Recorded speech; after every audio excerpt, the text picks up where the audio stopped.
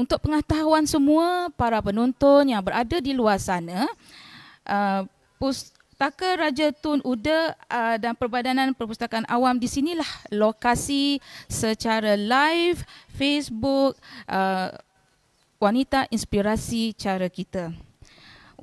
Dengan ini saya ingin memperkenalkan dua panelis kita yang sebenarnya adalah orang yang ternama, terkenal dan sangat berpengaruh, dan tentu pastinya ramai yang kenal dan menanti-nantikan saat bersama mereka. Untuk tidak membuang masa, saya memperkenalkan di sebelah kiri saya yang paling dekat ini adalah Puan Fadlina Siddiq.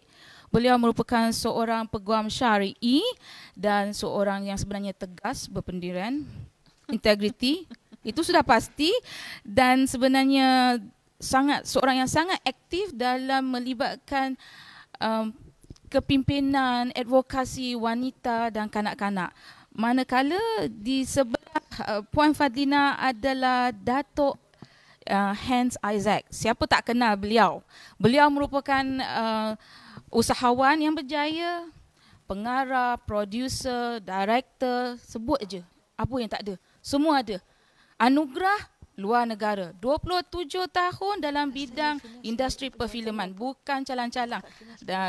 Telemovie, filem, drama selama 800 Datuk kan? Banyak tu kan. Siapa pernah masuk 800? Saya tak pernah. Ini first time saya masuk TV tu yang nervous. Okey. Untuk ini, sebelum saya startkan program kita seterusnya, saya nak mempromosikan pertandingan bedah movie secara online ni. Bedah kita ada bedah movie secara online. Dia bukan doktor je. So bedah movie secara online ni, untuk keterangan lebih lanjut, sila layar ke laman Facebook Wanita Inspirasi Cara Kita. Di sana syarat penyertaannya mudah je. Tuliskan tidak lebih daripada 200 patah perkataan. Upload di FB masing-masing, tapi pastikan ianya public, bukannya private. Dan hashtag ada 4 je, tak banyak. Beautiful, hashtag tolak stereotype gender, hashtag bedah movie Alaika, dan hashtag AKW. Semua pemenang akan diumumkan pada 2 Disember.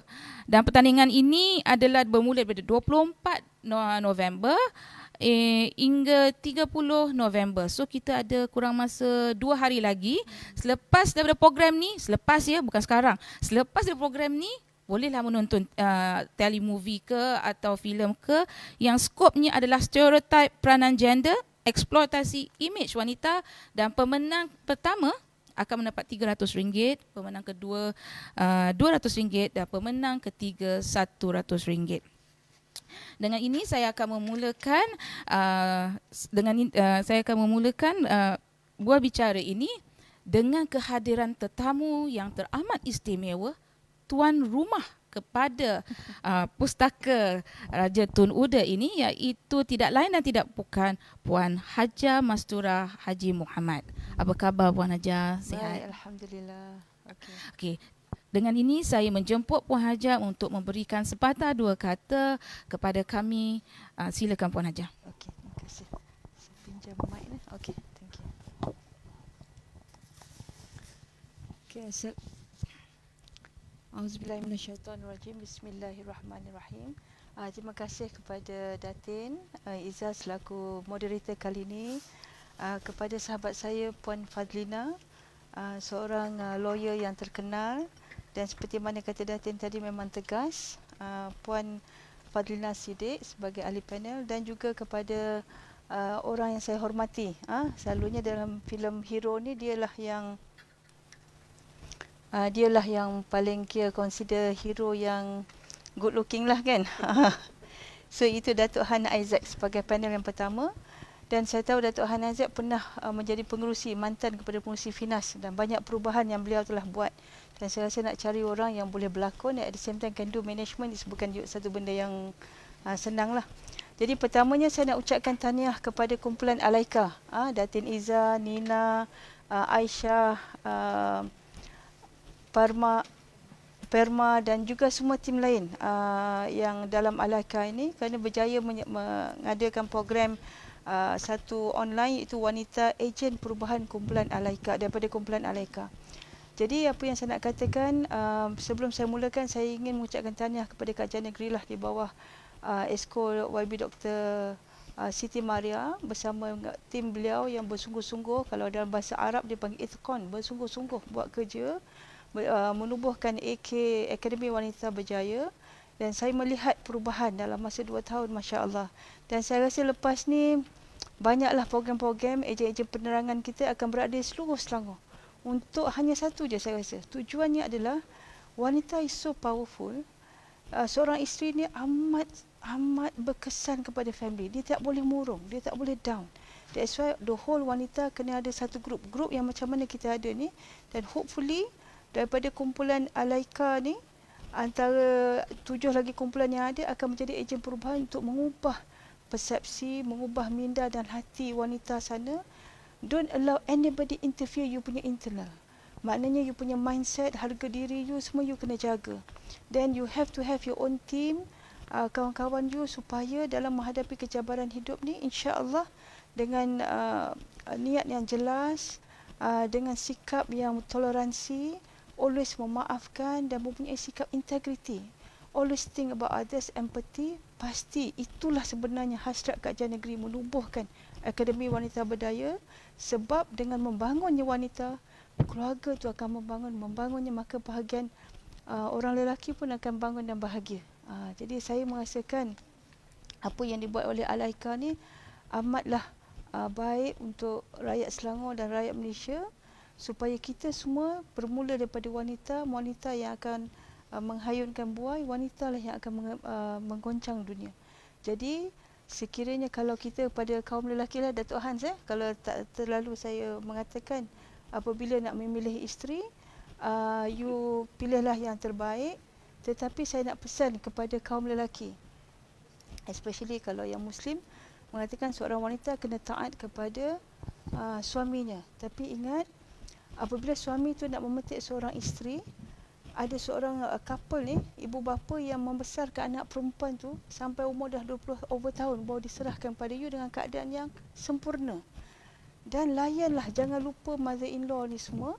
Jangan simply ambil anak orang, okey kau kena taat aku, ikutlah pada suami. Tetapi ingat, satu hari nanti setelah you kahwin, 20 tahun akan datang, you akan ada anak perempuan.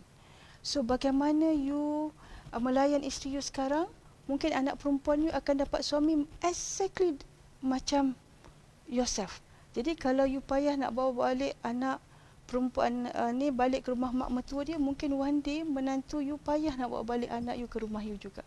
Jadi ini yang dikatakan perubahan minda, perubahan hati, perubahan cara kita melayani ahli keluarga kita. Jadi saya harap dengan konsep ejen perubahan ni, adanya integriti, adanya kemaafan, unconditional love, kasih sayang tanpa syarat, maka insya-Allah kita akan dapat kebahagiaan. Dan insya-Allah integriti itu bermula daripada rumah, daripada didikan, daripada seorang wanita. So jadi sekali lagi saya mengucapkan tahniah dan kepada kumpulan Alaika dan juga kepada Kajian Negeri dan juga kepada khususnya kepada Akademi Wanita Berdaya. Terima kasih. Tahniah semua. Terima kasih kepada Puan Masturah. Kasih sayang tanpa syarat tu yang sebenarnya sangat mahal untuk sebuah keluarga. Dan definitely tentunya wanita so powerful, itu kami suka. Sudah tentu wanita di luar sana yang menonton, wanita Negeri Selangor dan rakan-rakan yang lain, wanita tidak boleh murung. Kita kena happy, kita kena ada kawan untuk bersama. Dan sudah tentunya untuk perhatian dan pengetahuan semua, Puan Hajah Masturah merupakan salah seorang sebenarnya yang mendidik kami di dalam Akademi Kepimpinan Wanita dalam subjek Bina Insan. Terima kasih Puan Masturah. Untuk meneruskan sesi yang pertama, soalan yang pertama, sudah tentunya ramai di luar sana ternanti-nantikan siapakah antara mereka berdua yang akan disoal dahulu. Sebelum tu, belum. No, dia belum. Sebelum tu, saya mohon kepada semua yang menonton Facebook secara live ini, tolong share. Kongsi dan kongsi. Kerana apa saya kata minta sebut tolong kongsi kepada rakan-rakan di luar yang sedang menonton live Facebook ni, kerana segala perkongsian yang ada di sini, maklumat yang ada hanya anda saja yang tahu. Jadi jangan kita simpan sendiri. Kita harus kongsi bersama pada rakan kita yang berada di luar untuk mendapat ilmu yang lebih manfaat.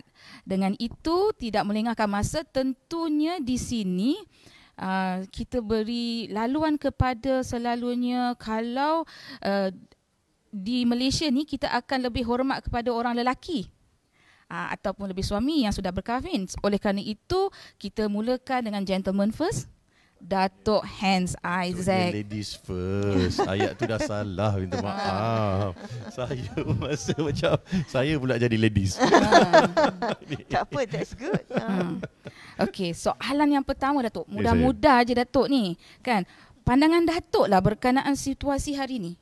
Bagaimana Datuk melihat imej dan watak wanita yang sering ditunjukkan dalam media?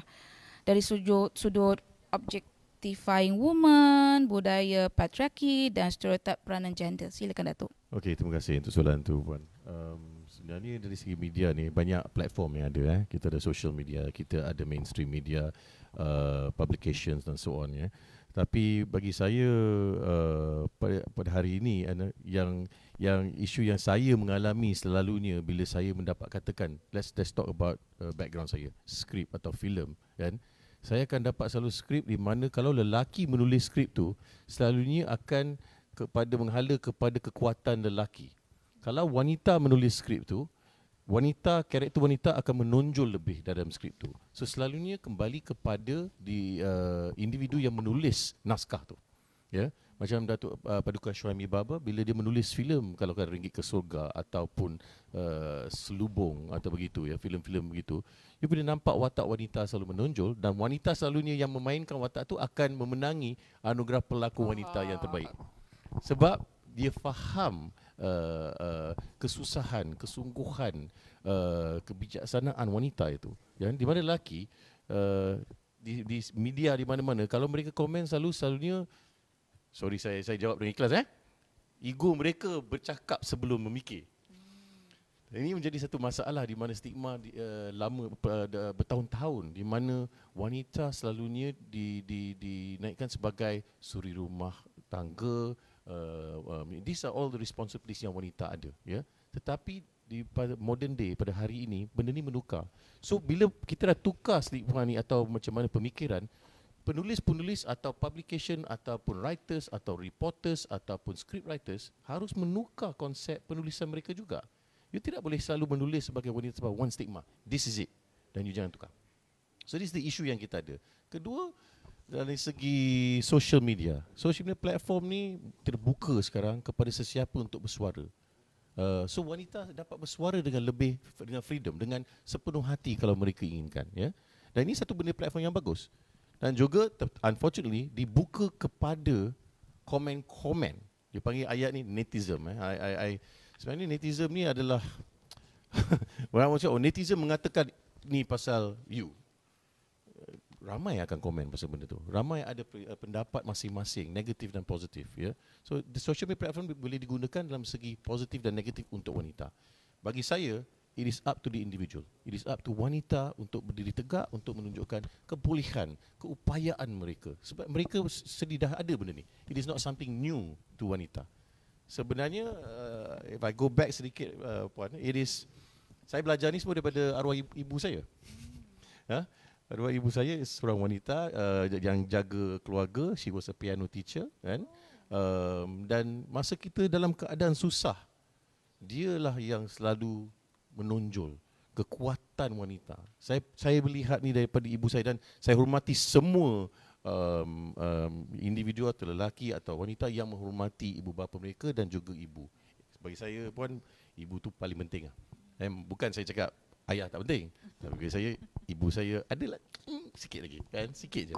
Sebab time yang paling susah dalam hidup saya, time susah keluarga kami, itulah ibu saya yang tegak, yang paling strong.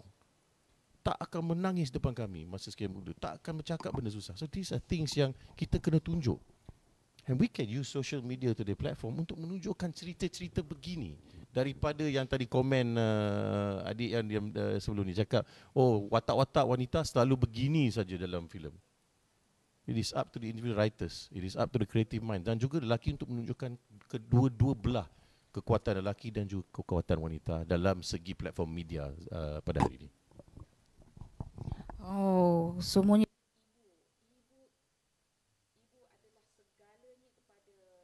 diri kita kepada sesiapa saja. Perkongsian yang sangat menarik mengenai skrip itu adalah sesuatu yang baru pada saya.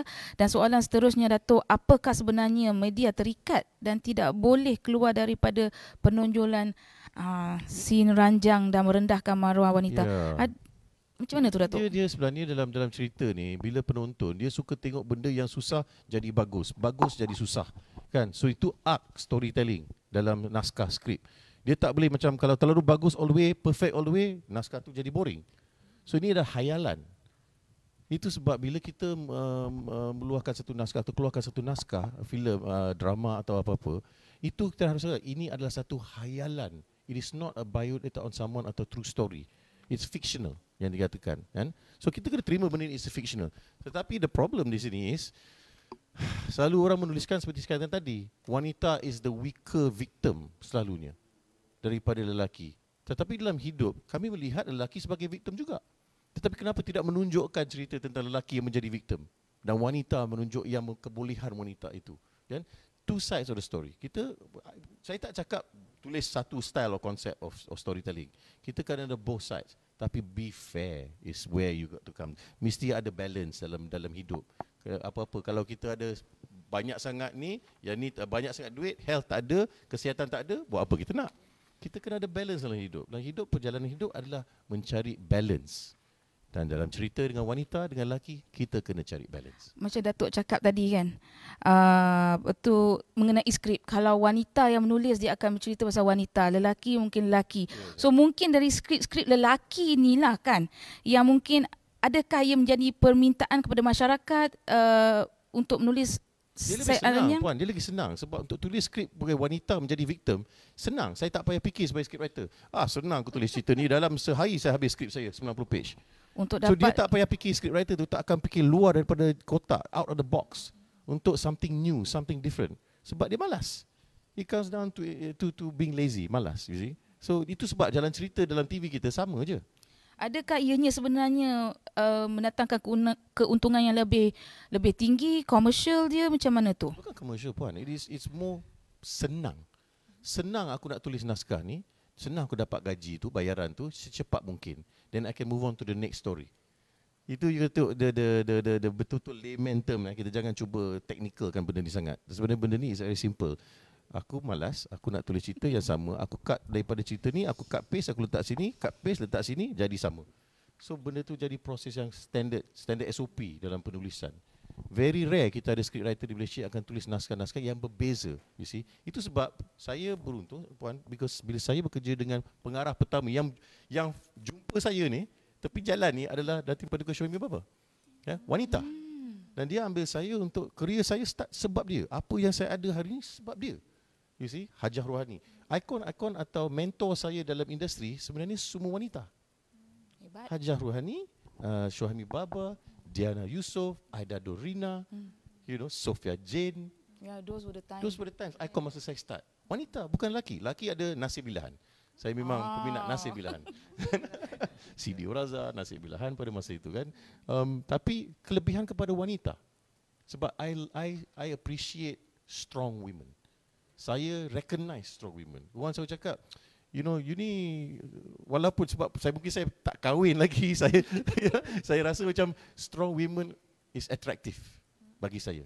Itu satu benda yang mungkin ada lelaki, ego dia tidak akan terimakan benda tu. Sebab ego dia cakap, aku kena lead, aku kena sebagai lelaki kan. Tapi sebenarnya, kalau kita lead pun di rumah, walaupun di mana di kerja, wanita di keliling kita untuk membantu dan mereka at some point will shine. Kenapa tidak menggunakan kualiti wanita-wanita ini? Tapi ego sebagai lelaki, dan saya pun kadang-kadang saya pun ada kesalahan juga. Kadang-kadang kita silap pandang benda-benda tu. So kita kena understand, listen. Sebagai wanita, listen to the man. Sebagai man, listen to the wanita. It's a chicken and egg situation. Benda ni you tak boleh succeed dengan laki saja atau perempuan saja. Dalam keadaan yang sekarang ni, apakah usaha inisiatif penerbit filem filem Puan tak nak tanya ke sini? Nanti dulu kita dia macam grill saya ni terus. tak adalah Oi, grill mana. ni. Ada tak inisiatif Finas untuk mengangkat imej wanita yang positif? Saya Finas. Oh, ni perlu nak jawab ni kan.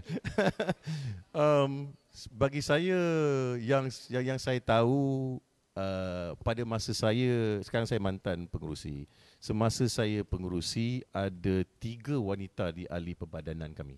Ya. Dan kekuatan mereka seorang Puan Sawah, dia ada lawyer. Puan Siti daripada MOF, auditor MOF, dan juga KSU, Datuk Suryani. Ya. Bagi kami, saya rasa mereka paling shine di dalam boardroom juga. Ya.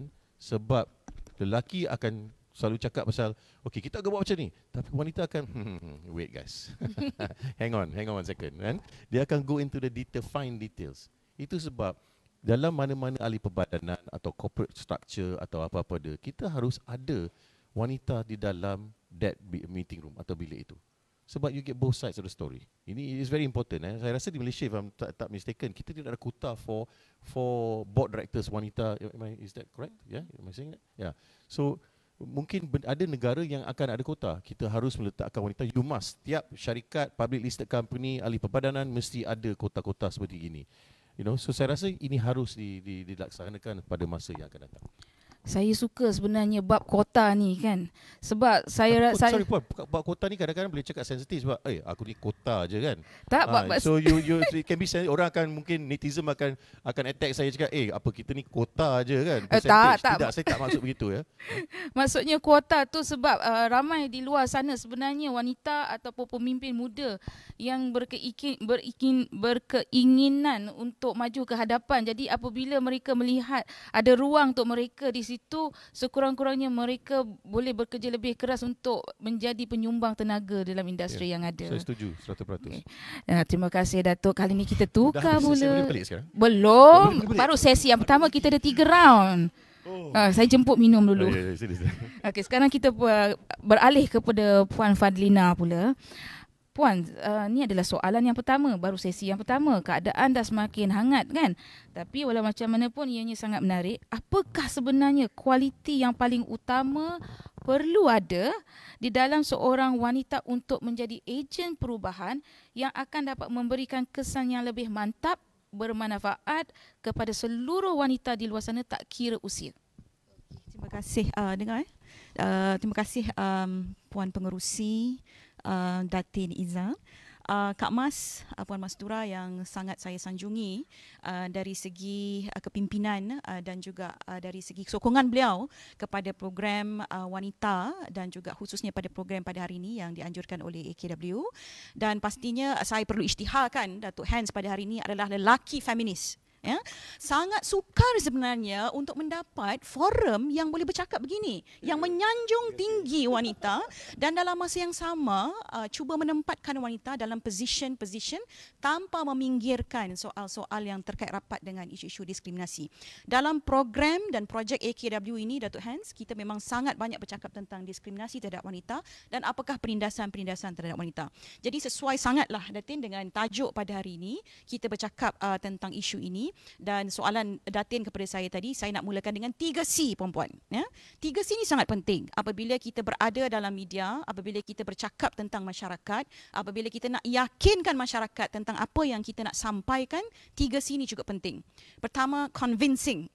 Kita mesti jadi, kita panggil sebagai tokoh, atau dalam konteks bahasa milenial sekarang influencer lah Kak Mas. Banyak betul bahasa influencer sekarang milenial sekarang Kak Mas ya. Influencer ini you have to be convincing ya. Yang kedua kena confidence. Apabila kita bercakap tentang produk kita hari ini kumpulan Alaika ya. Alaika bercakap tentang isu Be Beautiful ini kena disampaikan dengan confidence dan convincing kepada masyarakat. Dan ketiga adalah caliber ya. Dan kaliber ini sangat penting ya, kerana kaliber inilah yang akan menentukan position kita di mana. Jadi 3 perkara ini bagi saya sangat penting untuk memulakan sesi pagi ini Datin. Wow, saya suka 3C ni. Convincing, confident dan berkaliber. Dan bagaimana pula Puan kita untuk mengubah media supaya memperbanyakkan isi kandung yang menonjolkan imej positif dan mengangkat leadership role seorang wanita. Bukan tipikal macam Datuk Hans cakap tadi, suri rumah, duduk kat dapur, kena dera macam drama-drama yang lain tu. Saya sangat suka bila Datuk Hans memulakan dengan dan Datin memulakan premis kita pada pagi ini bercakap tentang kedudukan dan peranan wanita dalam media. Puan-puan, tuan-tuan, wanita ini bila ditunjulkan dalam media, dia pula terkait dengan 4F. Ya. Dia selalu ditunjukkan sebagai fun, ya, easy going, fun, easy going. Kemudian food mesti ada terkait dengan makanan. Ya. Kemudian mesti terkait dengan fashion. Ya, dan akhir sekali full. Ya, dia akan menunjukkan itulah tadi yang diberikan gambaran-gambaran stereotip tadi semua tu. 4F ini terkait sangat rapat dengan pembentukan dan imej wanita di media. Dalam masa yang sama puan-puan, kita juga melihat bahawa wanita ni sangat terdedah kepada jenayah-jenayah di media yang mereka sendiri tanpa mereka sedari. Sebagai contoh cyber stalking, ya. Cyber stalking ini boleh terjadi dengan mudah. Ya, kita buka sahaja media sosial sesiapa dan kita stalk lah di hari-hari dia buat apa. Datuk Hans kat mana hari ni dekat Ampang bagi makan. Besok kat Ampang lagi bagi makan. Lusa kat Ampang lagi bagi motosikal. Ada ya? Okey, ada rupanya ya. Okey. Kemudian itu cyber stalking ya. Yang kemudian adalah terkait rapat dengan trolling ya. Ini selalu artis kenalah troll. Meme sekarang macam-macam ya. Kemudian cyber bully. Ini juga berlaku ya. Cyber stalking dengan cyber bully benda yang berbeza. Ini dua jenayah yang berbeza ya. Kemudian hate speech ya, yang selalunya terkait rapat dengan isu agama dan kaum, dan kemudian public shaming ya. Ini juga sangat banyak berlaku kepada wanita. Jadi jenayah-jenayah ini tuan-tuan dan puan-puan adalah jenayah yang sangat bahaya dan kita kena bendung daripada sekarang, dan dalam masa yang sama kita kena berubah ya. Kalau Datuk Hans memulakan dengan naratif bagaimana wanita-wanita boleh membuat perubahan dalam dunia hiburan ataupun dunia perfilman, saya rasa ada banyak perkara juga yang kita kena berlaku adil dalam masyarakat hari ini. Bukan soal wanita sahaja, tetapi juga bagaimana kita melihat gender mainstreaming ini, kesaksamaan gender ini dalam media. Datuk Hans, saya perlu sebut juga ada beberapa perkara juga yang sebenarnya sangat terkait dengan gender ini apabila filem-filem di Malaysia ini bukan sahaja barangkali di dunia juga mendiskriminasi wanita dalam konteks yang disebut tadi, tetapi juga menyentuh lelaki-lelaki. Sebagai contoh, kalau lelaki sering menunjukkan emosinya, mereka akan dipanggil sebagai pussycat. Ya, sekiranya mereka menunjukkan emosi mereka dan menangis, ya, don't cry like a little girl. Ya, men don't cry. Betul ya? Saya cry. Okey. Tu saya kata dia lelaki feminis ya. Kemudian kalau wanita macam Datuk Hans sebut tadi, wanita-wanita yang strong ni, tapi apa yang selalu media portray wanita yang strong ni? It's bitch. Ya. Kalau being a bitch kadang-kadang ya. Kalau saya ingat wartawan-wartawan wanita yang bagus, ya, yang membuat pembongkaran-pembongkaran kepada skandal-skandal, ya, mereka dipanggil prostitute, Kak Mas. Ya, bukan prostitute, dia panggil prostitute. Ya, ini juga antara perkara-perkara yang melibatkan betapa pentingnya naratif-naratif berkaitan dengan gender destruction kita panggil ya. Di dalam media ini kita perlu tangani dengan segera. Kemudian bila kita pagi tadi ya, Datin tanya saya, ada tak kemungkinan mereka yang mengendalikan kes-kes ini akan ditanya tentang mudi, kau ada period ke? Datang hari period ke hari ni kan? You datang bulan ke hari ni macam ni ya? Sebab saya ingat itu antara isu-isu yang ditanya ya bila kita naik angin aja period lah ni ya. So gender destruction ini sangat bahaya dalam masyarakat ya. Kemudian Datuk sebut, tapi saya kena sebut juga sebab bila Datuk sebut tentang senang filem bila kita buat karakter-karakter destruction ini macam gang rape wanita, kemudian molestation kanak-kanak, ya, senang nak fikir sebab hujung ni kita dah tahu dah dia jadi apa, dan awal kita nak tunjuk sebab itulah dia punya segmen naratif cerita macam ni. Tapi kita kena hentikan, ya, kita kena hentikan gender destruction ini dan melihat kepada kisah-kisah ini adalah sebagai naratif-naratif yang tidak boleh lagi diletakkan sebagai female character jenis. Ya, dia mesti kena molest, kena rape.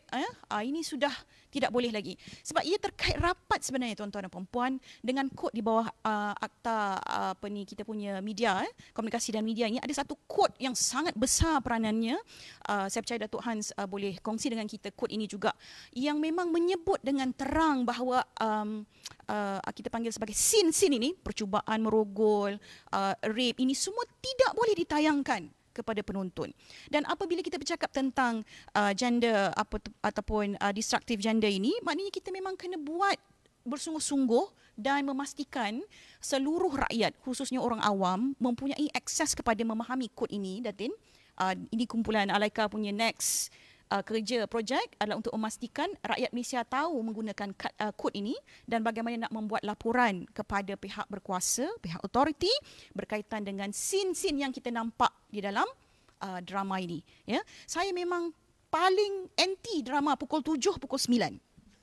Saya kena cakap, Datuk Hans, even though you are mantan, but I have to tell this, ya. It's drama pukul 7, pukul 9 ni adalah drama sampah. Ya. Ia memang destruction moral, destruction agama, destruction spiritual dan destruction kepada masyarakat. Isu-isu yang dibawa memang sangat menggusarkan saya sebagai ibu, sebab tu saya haramkan pukul 7, pukul 9, dan juga saya rasa kita kena ambil pendekatan yang sama. Kita tidak boleh menjadi permissive society. Society yang membenarkan semuanya, Datin. Tidak boleh. Kita tidak boleh jadi passive bystander. Lihat saja, okeylah pukul 7, pukul 9, dia orang pun nak cek makan juga. It's not about cari makan. Ya? Tetapi inilah soal prinsip yang kita kena bercakap dalam soal moral dan kepentingan masyarakat. Itu untuk round yang pertama lah, Datin. Alright, terima kasih. Pertama, seperti yang telah saya katakan, beliau Puan Fadlina merupakan seorang yang tegas, berprinsip, berintegriti, semuanya ada. Okey, sekarang kita pergi round kedua pula, Datuk Hans. Soalannya pendek je. Saya dapat 3 soalan, Puan dapat 1. Saya rasa benda ni Dia dapat 2 soalan. Sebagai lelaki, saya rasa saya kena bully sekarang. Tak ada, kita tak bully, kita share-share je kan. Okey, sesi yang kedua ni, soalan yang pertama untuk Datuk Hans ni mudah je, pendek je. Rasanya soalan ni kalau Datuk jawab pun, dia tutup mata pun dia dah boleh jawab. Adakah dan apakah garis panduan peraturan untuk para penerbit drama, telemovie, filem yang telah disediakan oleh pihak kerajaan berhubung kepada pelakon wanita, contohnya skrip ke, aksi lakonan dan on-set ke, cara wanita berpakaian? Ada tak peraturan dia? Yang saya tahu, maaf kalau saya silap, yang saya tahu tidak ada peraturan. Sebab berkarya tu adalah dari segi freedom of berkarya, dia mengatakan kan. Itu adalah hayalan mengatakan. Dan kebanyakan akan letak disclaimer pada penghujung atau permulaan drama mereka mengatakan ini satu cerita hanya hayalan dan direka, you see. Bila dah disclaimer tu, audience akan decide lah, parents atau ibu bapa akan pilih adakah anak dia boleh ke tengok menonton rancangan ni atau tidak, ya. Satu lagi proses adalah LPF. Kami ada LPF di KDN, ya. Dan LPF menggunakan kuasa mereka untuk tapis apa-apa yang boleh dan tidak boleh di dalam industri kami, you see. LPF ni pun adalah satu lagi isu. Sebab rakyat selalu mengatakan di YouTube kami boleh tengok apa-apa kita nak, tetapi di media mainstream di Malaysia ditapis. So bagi saya benda ni sebab times have changed. Social media, media platform dah tukar. Mainstream media is no more the main platform. Social media, Facebook, semua ni adalah platform-platform baru untuk menunjukkan cerita-cerita mereka atau individu itu. Anybody boleh buat satu cerita, 2 minute story, put on YouTube, boleh juga. You see. So, kalau nak cakap LPF sepatutnya buatlah kerja-kerja tu. Tapi kalau kita nak tapis semua orang individu yang membuat YouTube channels ke apa, it is very difficult. Sebenarnya akan jadi satu benda yang that's why saya daripada dulu mengatakan di Finas akta harus ditukar sepenuhnya. You see, sebab masa dah tukar, di 30 tahun dulu ada aktanya, sekarang harus ditukar. Tapi nak menukar akta di Malaysia ni mengambil masa 2-3 tahun kadang-kadang. Yes. 2-3 tahun sebab ada proses. You got to PUU, you got to go to the process. Yes, I mean I'm being very polite here, you know. But I think we can get it done a lot quicker, boleh, you see. Tapi kita dah tahu apa, what is the end game, apa yang kita perlu tapis, apa yang kita hendaki daripada penapisan itu, you see. So you have to put many people, dan bila nak letak mesti ada komen A akan cakap tidak, berkarya ni adalah freedom of speech. Ada orang cakap tidak, saya tidak, anak-anak saya melihat konten-konten begini. You will always have two sides of the story. So kita have to, macam mana you nak manage benda ni. It is not something easy puan, It's not something easy to manage. You know, you boleh letak regulation macam ni, tetapi benda tu akan backfire with netizen, with social media, with rakyat rasa freedom of speech, freedom of storytelling semua. They will come and backfire balik, benda tu akan jadi isu balik, you know. Then it comes down to politics. You kan, oh, we cannot upset the rakyat. Kita kena make them happy macam ni sebab kenapa? We need the votes. You see, it comes down to politics suddenly. So you have to sacrifice. The problem in Malaysia, macam saya baca daripada Datuk Seri Nazir, dia mengatakan the economy is not driven on economy alone. It's driven on the economy of politics.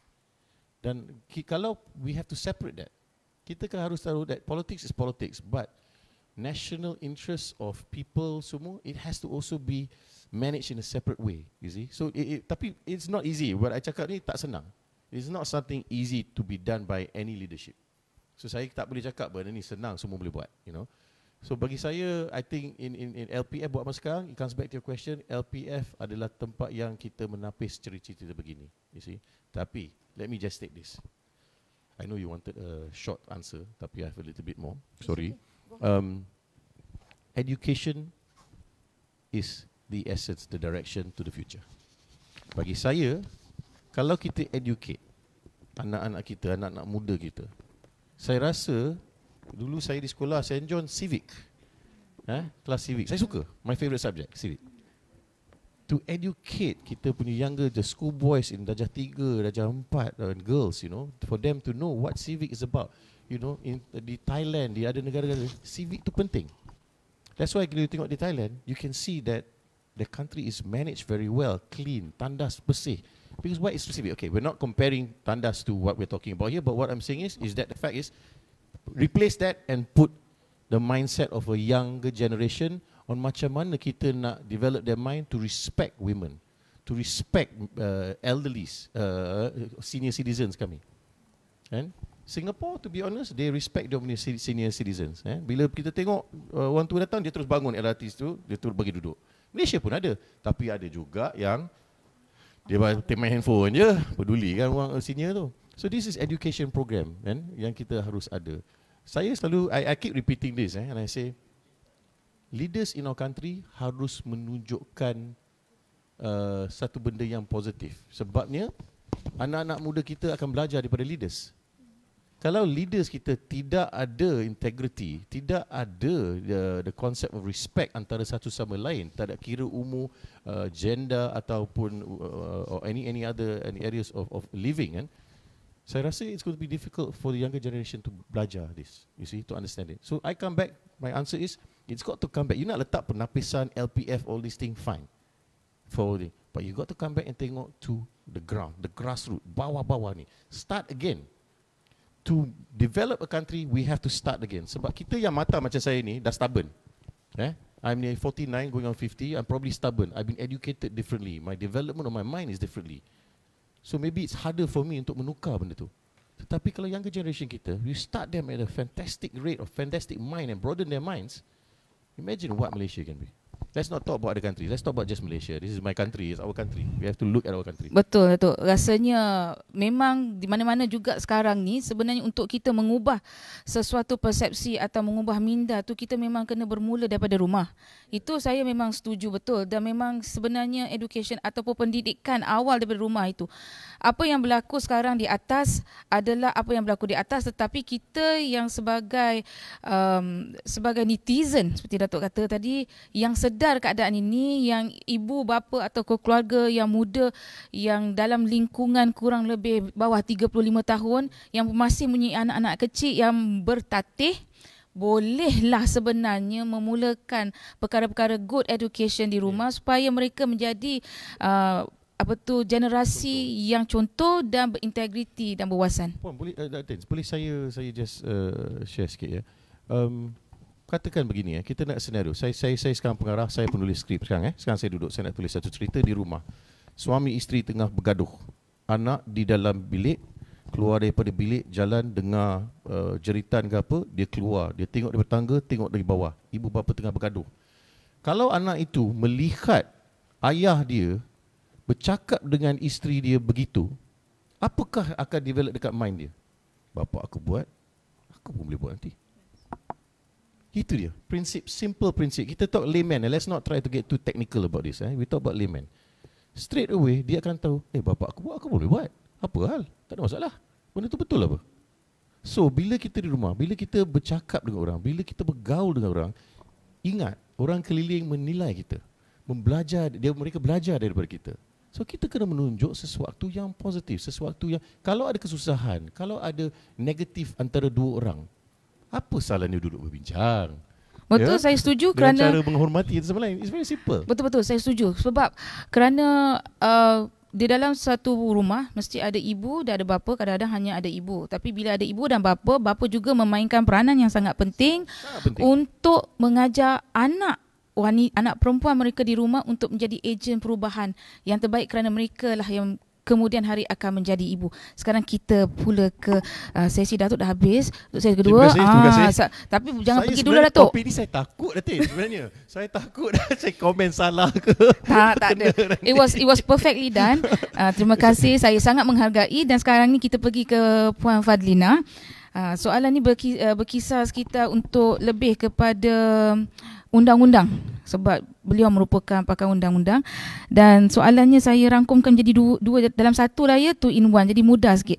Okey, boleh tak Puan terangkan kepada kami apakah akta seksual sedia ada yang melindungi kanak-kanak sehingga umur 18?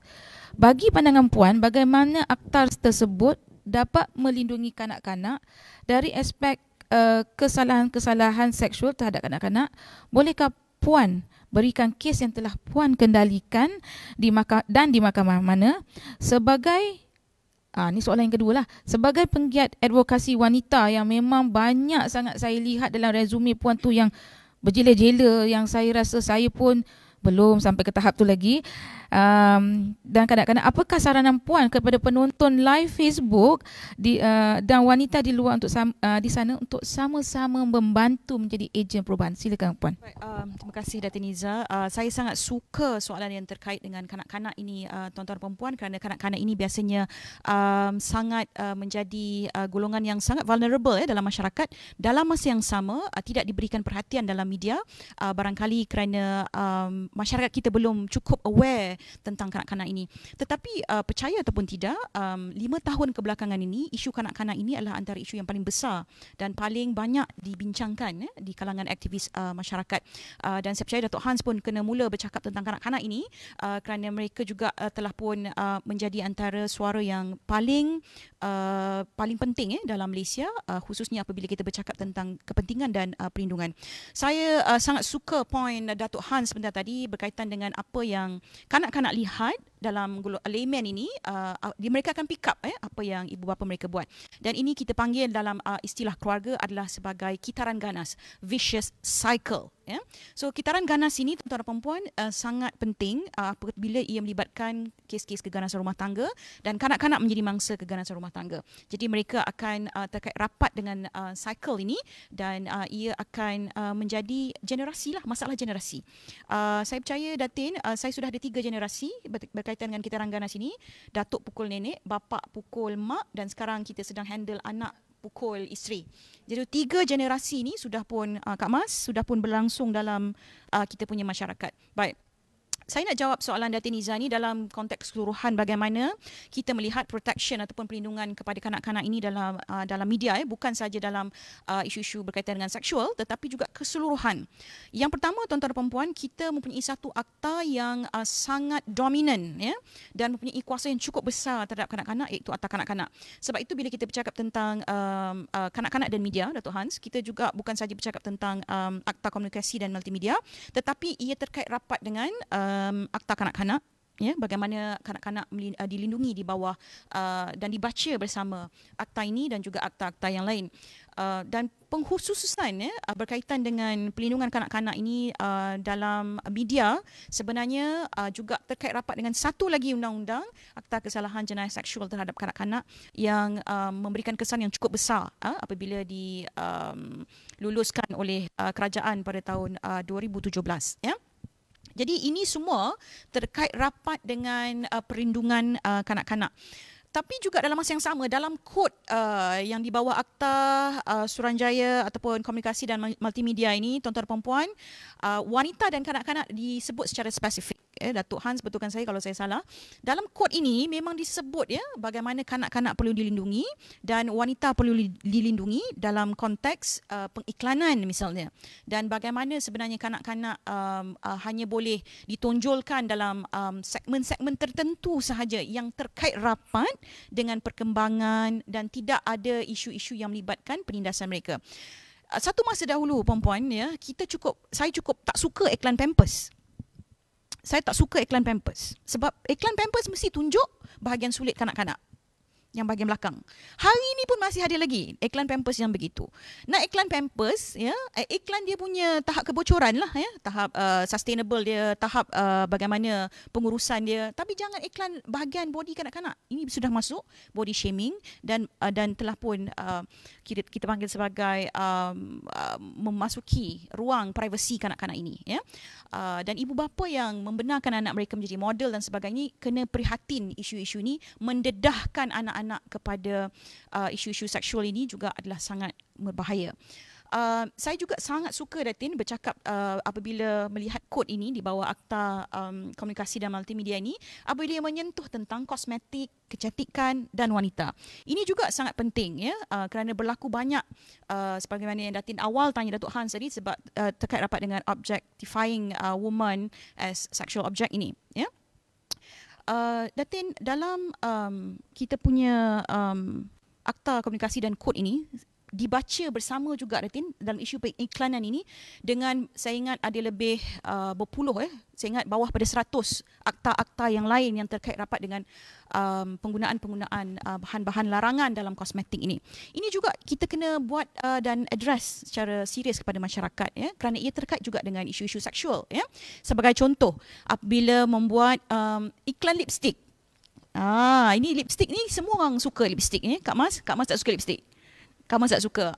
Saya memang suka lipstick, ya. Tetapi bila kita beli lipstick ni, puan-puan kena jadi consumer yang tahu membezakan apabila lipstick itu membawa watak-watak kita panggil objectifying sexual ini dan juga sexism ini. Saya bagi contoh, ya. Lipstick sekarang ini nama-namanya pelik-pelik, ya. Ada nama witty, ada nama manizer, ya. Kalau lelaki dia womanizer, kan. Kalau perempuan dia manizer. Kemudian dia ada time twice, two timer, ya. Ini curang lah, two timer, ya. Jadi kadang-kadang kita tak perasan nama-nama ni, puan-puan, ya. Tetapi nama-nama ini semua menunjukkan bahawa, ya, ada terkait rapat dengan bagaimana proses seksisme ini berlaku kepada wanita. Barang-barang, produk langsingan badan, kita tak tahu, ya, ramai tak tahu bahawa produk langsing badan ini terkait rapat dengan garis panduan pengiklanan berkaitan dengan pelangsingan badan. Dia ada garis panduan dia, ya. Sebab itulah kita kena mula bercakap dalam konteks yang sekecil-kecil, walaupun hanya lipstick, Datin, ya. Saya suka kalau lipstick saya nama Zeti Akhtar, saya confirm akan beli 10. Kalau lipstick saya nama Azizah, confirm saya akan beli 10. Feel confidence, kan? Convincing, confidence dan caliber. Jadi puan-puan, bila kita bercakap tentang benda-benda yang terkait rapat dengan objectifying sexual dan juga bagaimana melindungi kanak-kanak dalam masyarakat yang terkait rapat dengan isu-isu seksual ini, maknanya kita sendiri kena jelas bagaimana benda-benda sekecil-kecil itu, ya, sekecil-kecil itu juga sebenarnya menjadi alat pelaris ya, dalam masyarakat, dan kita juga dimanipulasi sebagai consumer yang tidak dapat melihat dan membezakan perkara-perkara tersebut. Itu saja Datin untuk sesi pusingan kedua. Wow. Pusingan kedua, pusingan kedua sebenarnya banyak isinya. Saya suka pada akta kanak-kanak, kitaran keganasan. Saya rasa ianya merupakan satu perkataan baru untuk para penonton live Facebook ni, kitaran keganasan. Dan sudah pastinya ibu bapa mengenai seksual, ibu bapa yang hendak menonjolkan seksual ni kepada anak-anak dari segi pengiklanan tu sebenarnya yang saya harap ibu bapa di luar di sana fikirlah semula. Memang kita seronok nak anak kita masuk iklan TV, duit banyak. Tetapi implikasinya pada anak, kalau saya jadi anak bila besar, alamak malunya nampak pakai diaper jalan tungkang-kanting. Bagi saya itu, saya rasa bila saya rasa saya besar. Sekarang saya ada satu soalan untuk Datuk Hans, ini daripada peminat di luar lah. Kan sebelum kita pergi ke sesi ketiga, tapi ini pasal dia peminat daripada Facebook, Siti Nur Saadah, bagaimana nak mendidik anak-anak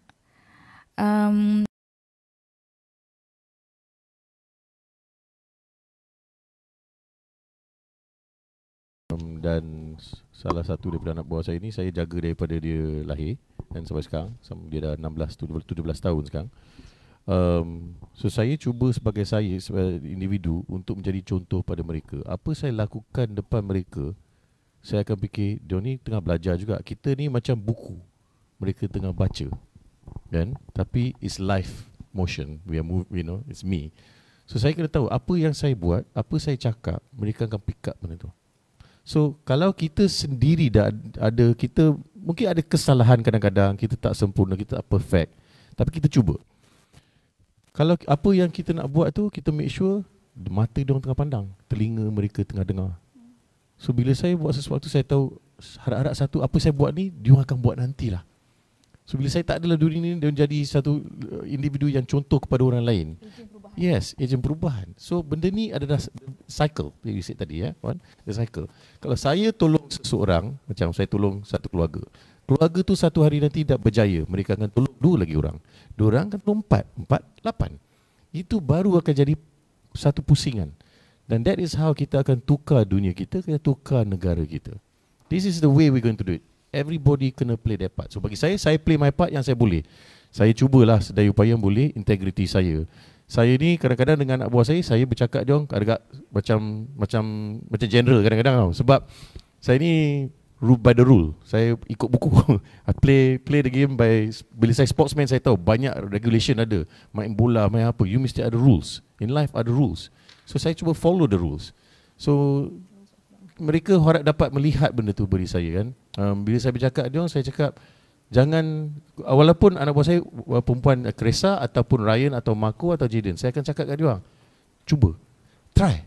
Pendek kata kalau makan, dia cakap uncle I don't want to eat this one, saya tak nak makan benda ni. Saya cakap tak, you try je dulu.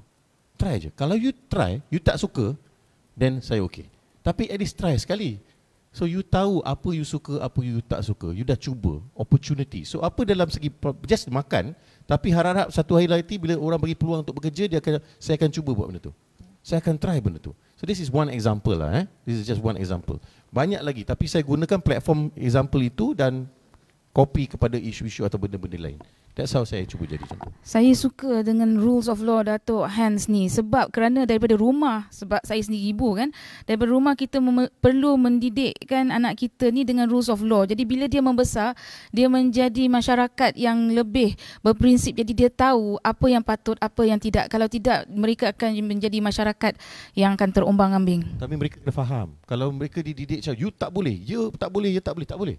Benda tu tak akan stick dalam minda mereka kan. So dia orang kena tahu kenapa tak boleh dan apa implikasi kepada masa hadapan mereka. So mungkin you kena ada berdialog dengan dia orang, bercakap dia orang, you know why. Macam saya educate dia orang pasal hisap rokok, drugs. Saya akan educate dia orang, cakap this example, saya pergi YouTube, saya akan check on social media, okay, check this example seorang yang buat benda-benda macam ni, tengok hidup mereka. So this becomes contoh kan. So dia kena tahu kenapa. Bila dia tahu kenapa, dah tak payah nak didik lagi. Dia orang dah tahu dekat belakang ni, saya tahu kenapa tak boleh. You know what I mean? Sebab ada contoh-contoh yang negatif yang dah ada pada individu yang hisap rokok ataupun dalam benda-benda yang tak berapa sihat lah, you know. Okey, kali ini kita beri soalan daripada penonton pula kepada Puan Fadlina daripada Siti Kamaria. Dari segi praktiknya, bagaimana kita dapat melindungi kanak-kanak, gadis dalam media atau pembuatan filem dan video seperti Netflix? Saya risau juga tu sebab anak saya suka tengok Netflix dan YouTube dieksploitasi kerana sering ini terkeluar dari lingkungan kawalan tempatan. Macam mana kita? Itu soalan yang cukup baik. Inilah dia yang Datuk Han sebut daripada awal tentang peranan masing-masing. Saya sangat suka bila ada yang menyebut tentang peranan ini kerana sudah sampai masanya kita juga kena bercakap tentang peranan ini dengan lebih agresif. Sebagai ibu bapa kena ada satu ruang untuk kita bercakap dengan anak-anak tentang bagaimana memulakan conversation tentang perlindungan ini, Datin. Kena bercakap tentang isu perlindungan, tentang maruah kanak-kanak dan juga bagaimana sepatutnya kanak-kanak ini dilindungi. Saya percaya kanak-kanak perlu participate dalam apa jua ruang yang ada untuk mengembangkan bakat dan juga peranan mereka. Tetapi ia tidak menyebabkan kita kena kompromi terhadap isu-isu keselamatan mereka. Ya? Sebab itulah dalam Netflix baru-baru ini ada satu drama, tak silap saya, ataupun filem, kalau Datuk Han boleh ingatkan saya kalau tontonlah. Ya? Ada satu drama tentang kanak-kanak yang melibatkan semua pelakon kanak-kanak. Dan drama itu mendapat kecaman yang cukup kuat daripada aktivis dan dikeluarkanlah daripada Netflix. Itu kita nak tunjukkan bahawa ada 3 prinsip yang penting dalam masyarakat ini, tuan-tuan dan puan-puan. Satu, jangan jadi permissive society. Jangan jadi society yang membenarkan semua perkara. Ya, tengok drama suami benarkan isteri bawa masuk perempuan lain dan duduk dalam satu rumah, kita kata ini drama aje. No, ya, ia tidak berlaku dalam masyarakat begitu. Apabila dia melihat dalam drama melakukan watak ataupun pentas begitu, sebenarnya sangat bahaya kepada masyarakat yang tidak ada panduan khususnya tentang berkaitan agama, adab dan tata susila. Yang kedua, jangan jadi passive bystander. Maknanya sekarang hari ini Datuk Hans bercakap tentang apa yang berlaku dalam senario berlaku dalam isu-isu media dan perfilman. Ya, saya tidak boleh jadi passive bystander hari ini. Saya bila dengar tu saya dah panas dah, ya, menggelegak rasa macam ni rupanya dia bekerja, macam ni rupanya tentangan-tentangannya, ya. Jadi hari ini kita kena jadi active bystander. Maknanya apabila kita nampak, kita kena sebutlah. Sebab Datuk punya conclusion tadi, ya, juga bercakap tentang bagaimana kita panggil sebagai political power lah. Akhirnya dia akan pergi pada situ. Ya? Tapi bukan soal political power sahaja, tapi juga kita kena bercakap tentang rakyat punya power. Ya?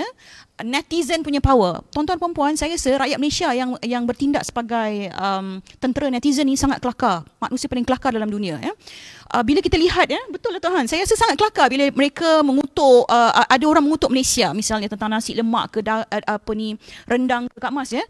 Dia boleh troll balik, dia boleh defense Malaysia ni luar biasa, ya.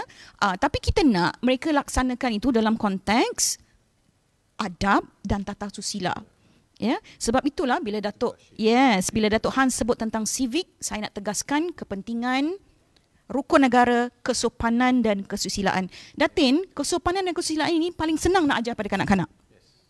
Rukun negara yang paling senang dan boleh menyatukan kita semua. Boleh menyatukan kita, Datuk Hans hari ini dan rakan-rakan yang lain yang berbilang kaum ini tentang kesopanan dan kesusilaan. Sebab ia merentas kaum, bangsa dan agama. Jadi kita kena ajar anak kita tentang apa itu kesopanan dan kesusilaan dalam media. Supaya mereka tahu membezakan, ya, apakah hak-hak mereka yang patut ditonjolkan dan apa yang perlu disimpankan sebagai maruah mereka. Itu jawapan pendek lah. Jawapan panjang saya silai. Betul, saya pun nak Datuk Hans jawab juga. Silakan. Memang saya sebenarnya nak petik sikit tadi. Sebabnya tadi saya cakap pasal education system juga, tetapi di dalam sekolah sekarang, adakah kita belajar anak murid kita macam mana nak gunakan social media? Pengajaran social media, ya, kita ada matematik, sains, sejarah, chemistry, lagi macam-macam, ya. Tapi adakah kita mengajar macam mana untuk menggunakan social media dengan cara yang positif, ya. Untuk tukar inisiatif kita, saya nak komen pasal orang, jatuhkan orang ni, komen pasal ni negatif. Tapi kalau kita shift energy tu kepada benda yang positif yang Puan cakap tadi tu, saya rasa social media akan jadi platform yang berbeza. Social media boleh jadi platform education juga. Tetapi sekarang if you go through social media, you tengoklah, kalau wanita atau lelaki buat satu salah, semua orang akan kecam, bam, macam tu, untuk jatuhkan tu orang lagi tu. Kenapa tidak ada program untuk educate the individu? Macam mana kalau kita cuba membantu individu tu untuk melihat benda-benda ni dengan cara yang berbeza dari apa dilakukan sebelum ni? Sebab mungkin apa dilakukan dia tidak pun tahu. Dia buat kesalahan tu tanpa niat apa, tapi tersalah. Kita tidak tahu individu punya kenapa dia buat benda-benda macam ni. So bagi saya, I always come back to the education program. Let's be honest, tuan-tuan dan puan-puan, this education kita sekarang, berapa banyak, saya 49 tahun, berapa banyak purata dalam sekolah saya pakai hari ni?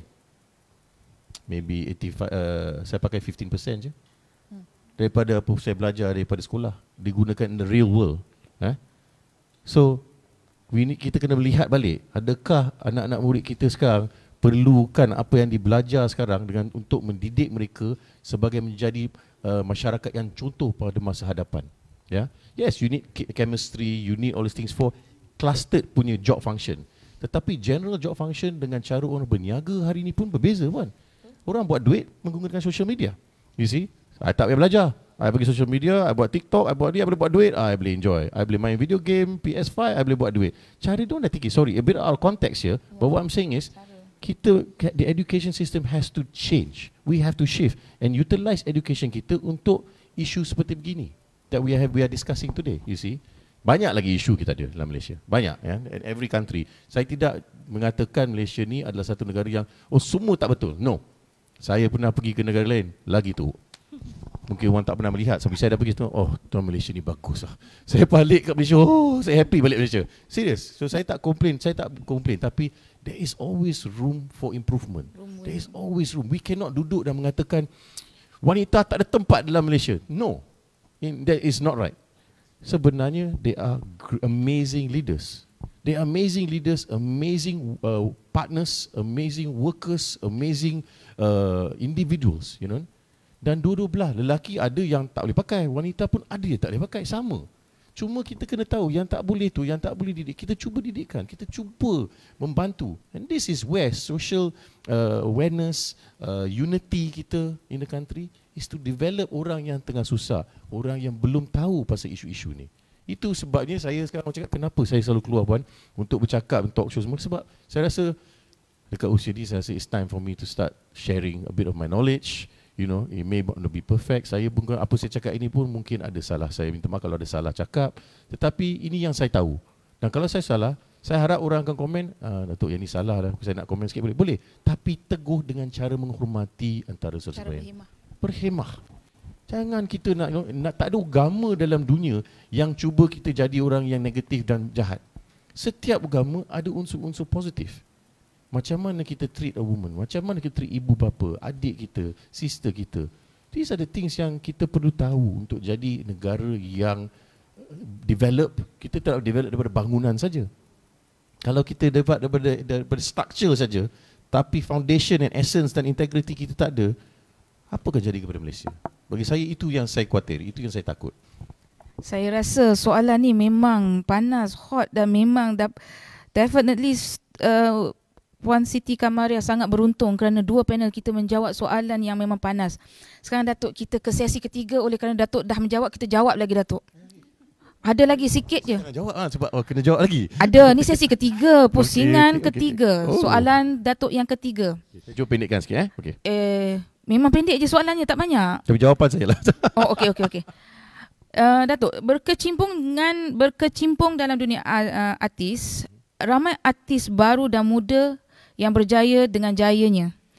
Kejayaan mereka adalah untuk meningkatkan diri dalam perniagaan. Ini kita masuk konteks perniagaan sebab Datuk merupakan seorang ahli perniagaan. Contoh Datuk Siti Nurhaliza, Fazura, Elvira Roy, Vivi, Yusof, influencer. Tetapi ini tidak disasarkan kepada yang lebih meluas. dunia artis, untuk artis yang baru mencuba. Adakah Datuk dan rakan-rakan artis telah mencuba membantu mempergiatkan artis-artis muda yang baru menceburi dalam dunia perfilman untuk lebih berjaya dalam dunia perniagaan dalam skala yang lebih besar, kerana ini sekarang zaman COVID? Okay. Daripada dulu, niat saya adalah kalau kita ada 100 pelakon di Malaysia, saya main percentage wise 100 pelakon, mungkin 10 akan berjaya. Berjaya dengan segi kewangan, dengan security untuk masa hadapan semua. 30 akan mungkin struggle through tapi boleh, kan? Yang balance 60% tu mungkin tidak akan berjaya. Ya? Mungkin pendek sebab dalam industri ni you at the top sekejap je. Dan you akan jatuh balik, you akan naik jatuh, cuma wave cycle tu dapat 2 round ke 1 round, itu je. Kan? Itu standard. Saya dah mengalami that cycle dah. So saya selalu cakap daripada dulu, berniaga tu ada satu benda yang penting. It is very important untuk ada foundation kita, kan? Itu sebabnya saya come back to dalam finance dulu, saya selalu fight for KWSP untuk semua, bukan hanya lelaki, untuk semua. Kan? Untuk semua, kan? Sebab saya tahu kalau seorang wanita, pelakon wanita ni mendapat gaji dan syarikat tu membayar KWSP, saya tahu satu hari nanti wanita atau pelakon tu boleh menggunakan KWSP tu untuk anak-anak mereka. Hari yang susah nanti beli 50 tahun dah pencen, boleh beli rumah dengan kawan 2, boleh macam-macam boleh buat. So I've always, tapi unfortunately di Malaysia hanya full timers saja bayar KWSP, tapi part timers atau contract staff ikut kalau ingin atau tidak, kan? Kehendak sendiri. Tapi saya rasa kita harus implikasi semua mesti, walaupun contract staff ataupun full time staff, you see. So bagi saya always say, you kena berniaga untuk berkarya, you see. And this is nothing to do with wanita and lelaki, this is semua, you see. Bagi saya, wanita sebenarnya lebih successful dalam industri hiburan. Sebab kenapa? Endorsement bagi wanita lagi besar daripada lelaki. As you say puan, makeup, kosmetik, macam-macam punya barangan yang ada, dia orang dapat endorsement yang sangat besar. Duit dia mereka dibuat oleh endorsement, bukan oleh pelakon. Pelakon tu jadi popular untuk mendapat endorsement. Di mana lelaki tidak ada ramai yang akan dapat endorsement begini. Yang dia dapat pun 50% apa yang bayaran wanita dapat. So bila orang cakap, oh lelaki dapat semua, tidak. Dalam industri saya, wanita lagi kaya daripada lelaki. Kalau just based on berjadi seorang artis, itu realiti dia dalam industri seni di Malaysia ni, ya. Negara lain berbeza sikit, Amerika semua berbeza. But this is Malaysia. So bagi saya, lelaki harus berniaga. So saya tengok Rosham, saudara saya Rosham berniaga, saya berniaga, semua ada bisnes sendiri. We had to do that, we had to adapt. You know, we didn't complain, we just said, okay, this is reality, how kita akan support ourselves untuk keluarga kita dan orang keliling kita. We had to adjust. So it's not always senang for the guys. So I kena defend lelaki sikit. Saya pernah tak ada duit pun pernah puan, sebagai pelakon. Tinggal saya pergi ATM, saya baru cerita semalam kat kawan. You tahu tak dulu saya masuk ATM RM10 tinggal. Saya RM10 je, motor nak isi minyak pun macam mana nak isi minyak ni, esok nak pergi syuting. Saya pernah rasa benda-benda tu, you know? Dan semua mungkin pernah rasa benda tu, you know. So long story short, saya rasa wanita in the industry kreatif ni, dia lebih cepat untuk berjaya daripada lelaki. Dan bagi saya, kalau dua-dua belah, wanita atau lelaki, dua-dua harus ada satu perniagaan. Dan ini, to be honest, I usually don't mention her name anymore. Apa yang saya ajar pada Lofa, syarikat yang dia buka dulu, adalah saya cakap, jangan depend dekat nak jadi popular. You kena buka satu business. So saya bagi, this is what you need to do. You structure your business and look at her today. I am so proud of her. No matter where I pergi, apa jadi hidup dia, I'm always proud that dia dengar apa saya cakap dan look at her. She's more successful than me today. And saya tak macam, kenapa aku tak buat benda tu? Saya tak sikit pun niat saya. Saya macam, ya bangga dengan dia ni. Dan kawan-kawan saya yang berjaya pun, yang wanita atau lelaki, saya happy untuk dia orang. Saya tak pernah sikit pun, kenapa aku tak boleh macam ni? Sikit pun tak pernah. Tak kira wanita atau lelaki. Kita kena niat yang positif. Kita kena niat yang support system. Kalau you berjaya, bagus. Saya takkan cuba jatuhkan you lah. Cuma kalau you menipu, cuba buat benda yang tak positif atau nak con orang ke, nak buat benda yang negatif, yang lain lah. Saya akan komen lah. I will stand my integrity and defend the system. That is me lah. Saya ni kadang-kadang macam lawyer sikit pun. Saya akan defend orang yang go against orang yang buat salah. Itu saya punya perangai sikit lah. Yeah. Saya sangat tertarik bab Datuk Hans tak ada duit, sebab sebenarnya nak buat conference ni lah sikit kan, dulu zaman-zaman lama-lama lah, adalah juga try berlakon kat belakang tu sebagai sebagai extra dan sebagainya. Kehidupan pelakon tambahan. Pelakon tambahan memang bukan satu kehidupan yang senang untuk naik, tetapi apabila dah naik, mereka patut bersyukur dan patut menggunakan influence yang ada untuk lebih kebaikan, dan bekerja di konti juga ataupun di backstage juga memberikan pengalaman yang sangat memahami erti disiplin. Sebenarnya artis ni sebenarnya banyak disiplin. Panggillah call time pukul berapa, shooting pukul 5, pukul 2 dia orang dekat set. Ada yang tak sampai Puan Datin. Ada. Saya popular, semua tunggu untuk saya. Saya datang bila saya datang. Ada. Saya sebagai penerbit pernah rasa benda tu. Saya tunggu artis. Itu artis baru nak up. Kalau artis yang senior disiplin, saya rasa no, dia very on time. Yang senior on time. Dia very on time. Itu saya memang tabik pada rakan-rakan artis yang ada di Malaysia ni. Sebenarnya mereka mempunyai disiplin diri yang tinggi. Jadi bagi saya, dunia perniagaan bukanlah satu dunia yang asing bagi mereka, kerana mereka terpaksa berniaga, memperagakan diri, kebolehan mereka dalam berniaga dan bertutur di filem, dalam masa yang sama menggunakan kelebihan influence tu untuk berniaga. Saya just nak tambahkan sikit. Untuk wanita sebenarnya lebih senang juga untuk berniaga di social media, sebab produk-produk range yang ada is massive. Lelaki very niche market dan susah, sebab lelaki pun tak tahu kenapa ada lelaki yang suka shopping, ada yang tak suka. Macam saya tak erti nak beli online Saya tak tahu, I don't know Puan. I don't know how to buy anything online. Saya tak nak pernah guna credit card, saya tak tahu. Jimat duit tu bagus. Saya kalau masuk kedai, saya suka baju ni, bagi saya 3 warna, okey cukup lah. Saya pakai 3 baju tu setahun. saya tak tahu kenapa, sebab mungkin mindset saya sukan. Saya punya mindset pergi kepada benda-benda lain. Saya suka main golf, main bola, diving. So my interest is different kan. Tetapi di wanita, untuk memulakan sesuatu bisnes atau perniagaan SME agak lebih mudah, tak senang tapi lebih mudah daripada lelaki saya rasa.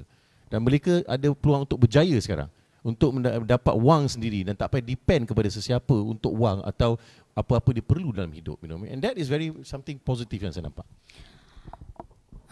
Memang sebenarnya wanita di luar sana, terutamanya para artis, sangat bertuah, kerana dulu mantan Finas ni memang sangat mempergiatkan dalam usaha KWSP. Yang itu saya sebenarnya sangat suka, sebab saya rasa saya terkesan. Saya sedih tak dapat laksanakan dengan sepenuhnya. Kalau so, dapat itu tu saya cuba dengan cara lain lah. Mungkin saya tidak dalam Finas, tapi saya akan cara lain. Tetapi saya tidak akan laksanakan hanya untuk orang-orang seni. Sekarang saya tengok the bigger picture, more on the bigger picture untuk semua industri. So end game saya, bila orang tanya saya apa you nak buat dalam hidup ni, sebelum apa-apa jadi pada saya harap Malaysia akan ada KWSP Sokso untuk semua masyarakat Malaysia, tak kira full timers ataupun part timers or contract staff. Okey, sekarang sesi soal ketiga untuk Puan Fadina. Satu je, tak banyak. Yang ini tak banyak, pendek je. Apakah adakah ada undang-undang di Malaysia yang mengawal imej wanita di media? Dari segi objektiviti, sexualized image wanita atau peranan gender itu sendiri, atau ada garis panduan dari Kementerian Wanita Komunikasi yang menyelia pemantauan. Macam mana tu Puan? Saya dah sebut daripada awal tadi Datin, bahawa memang Akta Suruhanjaya Komunikasi dan Multimedia ni sangat besar pengaruhnya dalam urusan mengawal isu-isu terhadap wanita dan juga kanak-kanak, dan ia mesti dibaca bersama dengan undang-undang yang lain juga. Dan yang paling panjang kita perjuangkan, itu 10 years itu adalah rang undang-undang terkait rapat dengan gangguan seksual. Jadi selepas ini, mana-mana yang terkait rapat dengan isu-isu gangguan seksual, termasuk dalam filem, ruang awam dan juga wanita dan kanak-kanak, maknanya akan digovern ataupun akan dikawal selia oleh akta ini. Malangnya akta ini masih lagi di peringkat dan belum masuk parlimen pun, ya. Sepatutnya tahun lepas, tahun ini pun tak masuk, parlimen pun dah habis. Maknanya belum nampak lagi Datin, ya, ke mana arah tujunya. Sebab saya rasa sangat penting akta ini supaya dia boleh mengawal situasi adab sopan dan moral masyarakat, ya. Saya bagi contoh, ya, selepas ini apa-apa gangguan yang dalam media, ya. Kalau hari ni lah saya masuk tadi misalnya, walaupun saya pun dah tua, tak ada orang dah nak piwit, ya, tapi katakanlah saya masuk ni, ya, adik ni piwit saya, Ya, selepas ini saya boleh charge dia berdasarkan rang undang-undang tersebut. Tapi hari ini tak adalah. Kita hanya boleh buat report, bagi tahu HR, bagi tahu Puan Mastura ada gangguan seksual di dalam perpustakaan, ya misalnya. Tapi maknanya selepas ini perkara-perkara ini akan lebih menjadi isu yang lebih kita panggil mengawal moral ahli masyarakat, termasuklah juga dalam media, ya. Jadi kalau selepas ini kita nampak pula, ya, ada kita lihat satu iklan, tetapi kita rasa iklan itu adalah gangguan, ya. Sebenarnya hari ini puan-puan, tuan-tuan, iklan sangat banyak melakukan gangguan seksual terhadap tuan-tuan dan puan-puan satu keluarga, ya. Soalnya kita sedar atau tidak ia gangguan lah, Datin, ya. Sebab gangguan secara visual, gangguan secara perkataan, ya. Saya bagi contoh misalnya iklan-iklan yang terkait rapat dengan produk suami isteri. Datuk Hans kena tutup telinga lah, dia tak kahwin lagi, ya. Maknanya yang terkait rapat dengan Khamis malam Jumaat, ya, yang rapat ketat ini semua, Datin, ya. Ini memang ini antara mission kita, tuan-tuan dan puan-puan, untuk menghapuskan, ya, gangguan-gangguan seksual ini terhadap rumah tangga dan juga yang melibatkan, ya, pandangan-pandangan yang tidak bermoral terhadap masyarakat. Kesan dia cukup besar, bukan sahaja kesihatan, ya, tetapi juga kepada isu-isu rumah tangga dan juga isu-isu dalam masyarakat, ya. Kemudian kita juga bercakap tentang produk-produk pelansingan yang sebenarnya boleh membawa maut, ya. Sudah berapa banyak kes, ya, wanita mati, ya, kerana melakukan prosedur kecantikan ini, ya. Jadi ini juga mesti kita bendung dalam isu-isu pengiklanan yang keterlaluan, Datin, ya. So kena ambil peduli dan ambil maklumat tentang isu-isu ini. Dalam kod etika di bawah Akta Komunikasi ni, dia bukan saja menyebut tentang tata susila, kandungan lucah, pornografi, keganasan, tetapi juga bercakap tentang propaganda dan juga bercakap tentang bahasa kesat. Saya ingat Datuk ada satu filem lama dulu, dia mempunyai tagline yang bila kita turun ke kampung-kampung buat program, Datin, kanak-kanak bercakap tentang frasa ayat itu yang bagi saya cukup menakutkan. Lu langsi, lu mati. Oh, saya cukup takut bila kanak-kanak menyebut perkataan-perkataan begitu, ya. Kerana dia dapat dipetik daripada filem lah. Anak saya, tuan-tuan perempuan, umur 5 tahun tengok Ejen Ali satu hari 3 kali. Jadi kalau saya tak observe, tak tahu apa dialog dalam Ejen Ali tu, saya pun jadi kita kata panik lah, ya. Mana dia dapat, mana dia pick up, ya. Tapi muncullah perkataan-perkataan dalam Ejen Ali itu, ada banyak juga perkataan-perkataan yang positif, ya. Tapi inilah dia cabaran kepada pemain-pemain industri, players industri. Saya suka Datuk sebut tadi, Datuk mahu melihat perkara ini dalam konteks yang lebih luas, bukan sahaja dalam pemain-pemain industri. Tetapi bagi saya, niche Datuk adalah industri. Jadi ini kena dimulakan, maknanya inisiatif untuk menjadi orang yang menyatakan, ya, convincing dan caliber dan juga confidence yang bercakap itu mestilah daripada player itu sendiri, barulah orang yakin, Datin, ya. Jadi juga antara perkara-perkara juga yang kita kena lihat adalah untuk terus melihat kepada peranan wanita dalam media ni, Datin. Saya ingat dalam satu kajian yang dibuat di Hollywood dalam 500 filem terbaik dunia, ya, dalam kajian yang mereka buat, 8% hanyalah director wanita, 8% saja, dan 4% saja yang menduduki tangga teratas dalam apa kita panggil sebagai pemain industri sebenar Hollywood yang wanita, director wanita, dengan Datuk sebut scriptwriter. Betul, saya setuju, sebab ini juga memberikan kesan-kesan yang sangat penting. Dia ada satu test, Datuk, ya, di kalangan pemain-pemain industri ni, kita panggil Bechdel test, ya. Bechdel test ini digunakan oleh semua pengarah-pengarah wanita yang cuba mengangkat watak-watak wanita dengan lebih dominan, ya, dalam filem dan juga karya-karya mereka. Bechdel test ini mudah saja, ya. Letakkan 2 pelakon wanita bercakap antara satu sama lain tentang topik yang bukan lelaki. Sebab tu namanya Bechdel test. Dia nak tengok, ya, setakat mana filem-filem ini boleh, ya, mengasuh wanita bercakap selain daripada topik lelaki. Saya percaya hari ini semua topik tentang Hans Isaac lah, ya. Hari ini semua orang bercakap tentang Hans Isaac. Hans Isaac bercakap tentang wanita, ya. Tapi ini sebenarnya ada perkara-perkara yang menarik dan penting bagi saya. Sebab tu saya kata saya isytiharkan beliau sebagai lelaki feminis, sebab beliau sanggup bercakap di atas pentas wanita dan bercakap tentang peranan-peranan ini. Dan ini, Datin, saya percaya akan mengubah banyak perception tentang bagaimana kita meletakkan wanita dalam dalam arti kata perbincangan-perbincangan dan penonjolan-penonjolan watak-watak wanita ini mestilah strong dari sudut mereka itu sendiri. Tonjolkan mereka sebagai individu, bukan emotion mereka semata-mata. Kalau nak tonjolkan emotion mereka, mesti ada reason kenapa emotion tu berlaku. Anak dia meninggal ke, bapa dia mangsa perceraian ke, atau macam mana, ya. Dan tonjolkan kekuatan wanita itu. Sebab tu saya sangat suka cerita Korea, Tin. Bagi saya cerita Korea ni dia tak ada disconnection, dia mesti ada connection, ya. Penonjolan watak wanita sangat kuat, script writer yang menang award semua wanita, ya. Jadi penonjolan watak wanita-wanita ini sangat kuat, ya. Jadi barangkali sebab umur pun dah tua, dah jarang tengok drama dan filem. Drama pukul 7 pukul 9 saya haramkan sama sekali tuan-tuan dan puan-puan tengok. Tapi kita kena berubah lah ikut evolusi umur kita. Mungkin sekarang ni saya tengok dokumentari je lah, dah tua-tua macam ni kan. Jadi maknanya kena ada evolusi juga. Jangan kita terperangkap, ya. Masalah kita juga adalah kita ada satu lagi, kita panggil Datin sebagai pop culture. Apa yang pop kat situ, apa yang tengah menjadi hangat di situ, trending, ya, semuanya akan terpusat di situ. Dan apa saja masalah dalam dunia dia tu, ya, kalau tak viral tak settle. TVTS kita panggil lah, tak viral tak settle. So kena viralkan, kena tular, kena jadi, kena dapat ratings dan sebagainya, ya. Sedangkan, ya, isu-isu ini semua ada terkait rapat dengan perlindungan terhadap kanak-kanak, wanita, data pencerobohan peribadi. Kita juga bercakap tentang adab sopan, dan juga isu-isu yang terkait rapat dengan norma-norma yang sepatutnya kita pertahankan. Wallahualam. Saya sendiri anak saya baru berjinak dengan TikTok. Saya takut dengan TikTok sebenarnya. Kerana kalau kita tak lihat, dia seronoklah buat video tu, tapi dia terbuka dengan adoptnya TikTok. Jadi itu, tapi dia ada setting dia lah untuk kanak-kanak atau tidak dari kita. Tetapi bila dia buka, dia akan open. Okey, sekarang ni kita telah pun tamat sesi yang ketiga dan Datuk jangan balik dulu kerana peminat-peminat Datuk ada yang bertanyakan soalan. Ni ada soalan sesi jawab.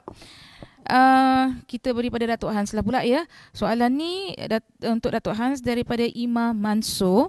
Benarkah jika Akta Perlindungan Terhadap Kanak-kanak dan wanita dikuatkuasakan dengan tegas, industri seni akan menjadi kurang kreatif?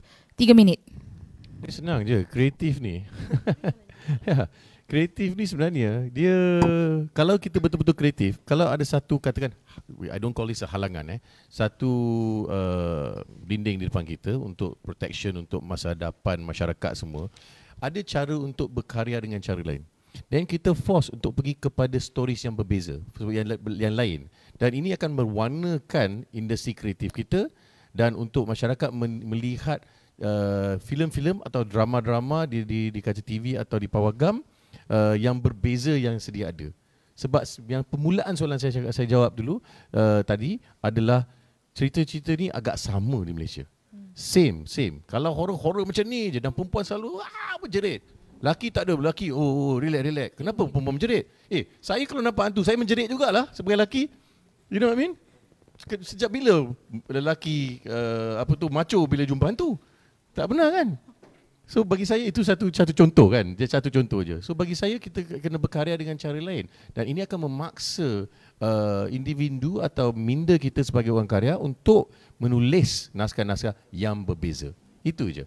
Dalam apa-apa kita buat, as I said tadi, soalan ketiga keempat, ada syarat-syarat atau regulation atau rules.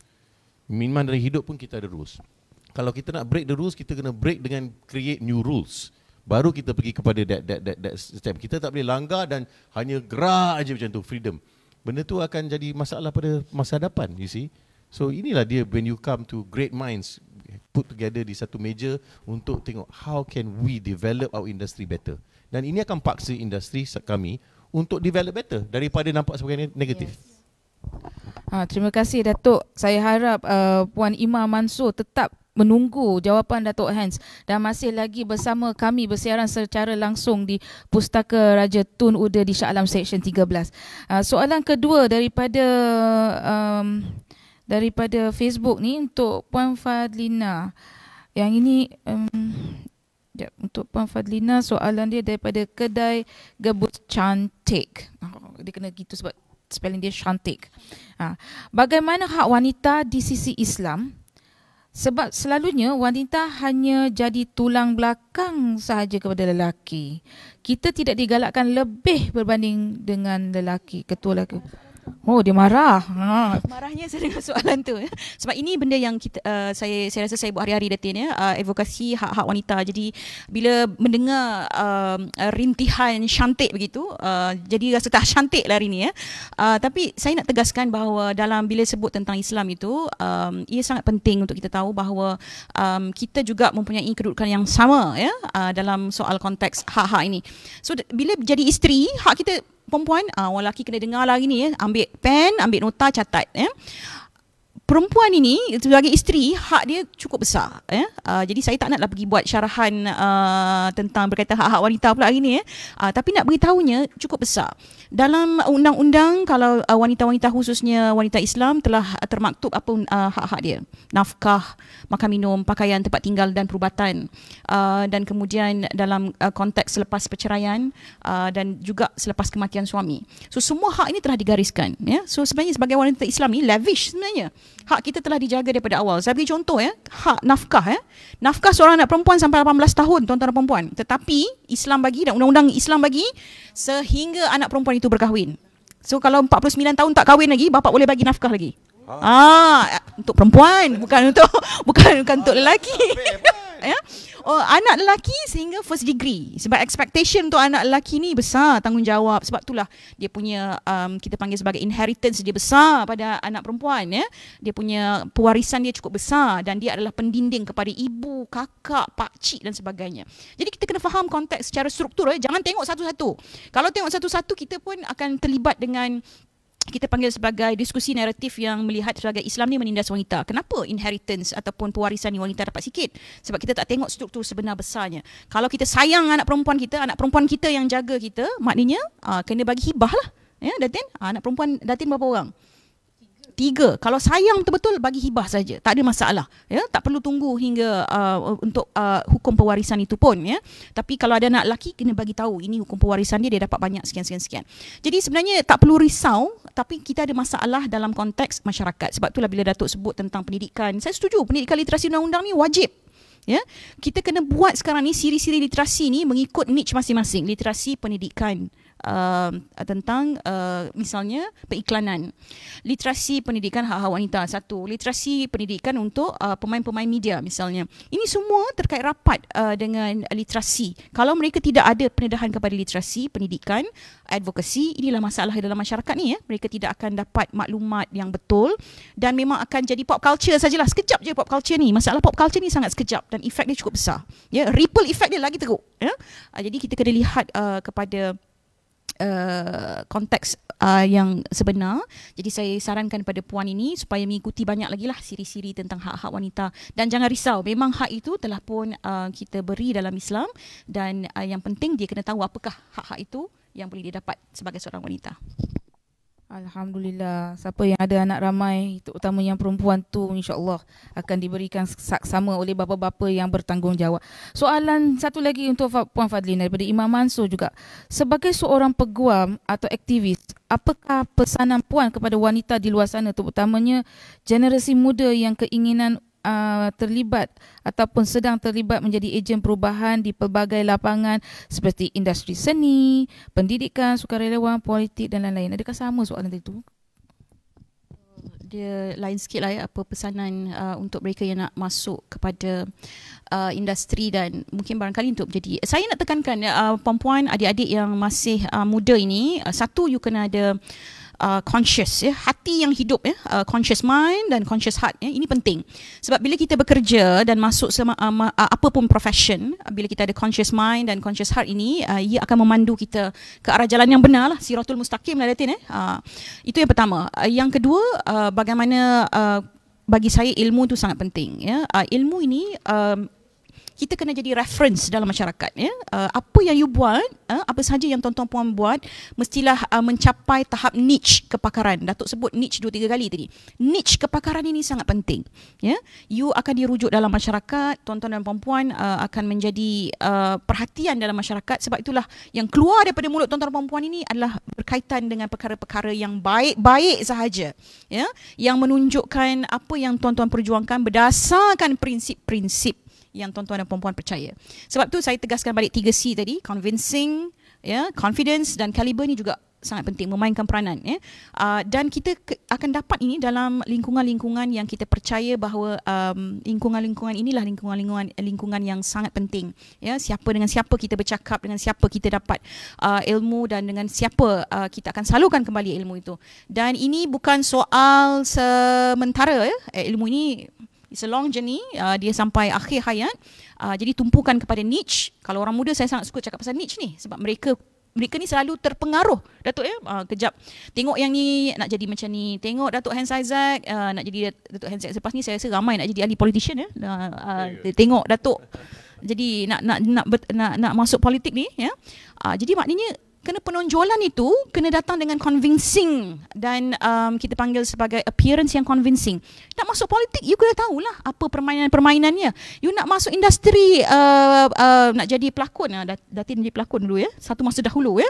Mana tiba-tiba aja, mesti ada dia punya convincing appearance lah, apa benda yang you kena tawarkan, boleh tawarkan pada masyarakat. Kalau asyik berlakon atas katil je, kita pun rasa that's it, ya, maknanya cukup. Apa benda you ni, watak you ni tak berkembang ke? Asyik-asyik jadi perempuan kena pukul aja, watak you ni tak berkembang ke? Ya? Jadi cukup. Ini satu lagi masalah masyarakat, apabila saduran-saduran daripada drama ni, saduran-saduran daripada novel-novel platonik ni, Datuk, ya. Saya pun against novel-novel platonik ni. Saya cukup geram, ya, sebab penonjolan karakter, penonjolan penulisan ini sangat memualkan, ya. So kita pun kena ada mereka yang boleh counter narrative kepada novel-novel ini, pop culture ini, supaya penerbit pun confidence dengan drama-drama ataupun penulisan novel-novel yang baik ini. Sebab saya rasa kalau ikut saya lah, Datin, ya, novel-novel yang daripada penulis-penulis sastrawan negara ini jarang dapat tempat untuk dipentaskan, ya. Tapi ini adalah naskah-naskah yang telah mencerdikkan beberapa generasi. Berpuluh orang, beribu orang yang telah membaca naskah-naskah Sarina, yang telah membaca naskah-naskah Zahra Nawawi, yang telah membaca novel-novel Khadijah Saleh ini, kan. Tapi kita tidak meletakkan mereka ini dalam konteks naratif sebagai mereka yang boleh memandu isu kesastra, sastra dan juga benda yang positif dalam penulisan mereka. Wallahualam. Terima kasih kepada Puan Fadlina.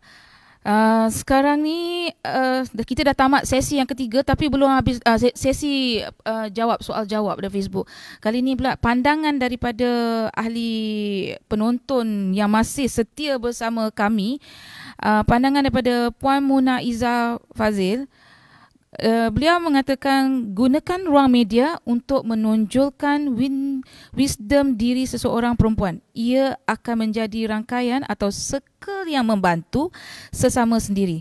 Setiap individu perlu bertanggungjawab, menaikkan integriti diri sendiri.